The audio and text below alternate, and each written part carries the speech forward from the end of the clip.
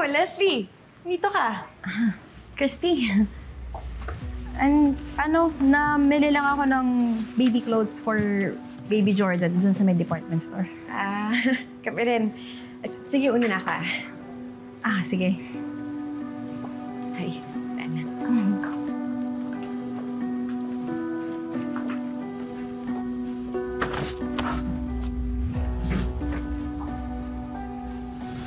Mag-iwasan tayo para walang makaalam na magkakilala tayong dalawa. Walang makakaalam na magkapatid tayo.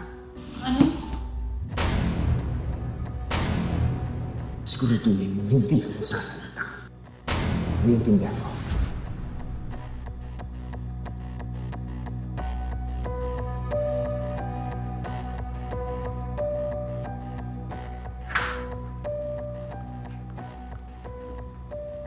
Di ba ikaw yung katrabaho ni Shaira?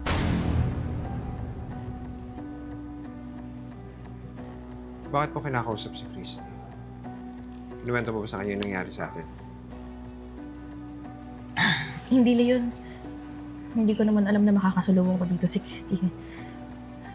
Saka, wala naman akong balak sabihin sa kanya yung mga nalalaman ko. Huwag ka nang lumapit kay Christy at huwag ka nang makikipagkwentuhan sa kanya. Sa susunod na makita kita, puputulin ko yung dila mo at ipapakain ko sa'yo bago ka tatuluyan. Intindihan mo?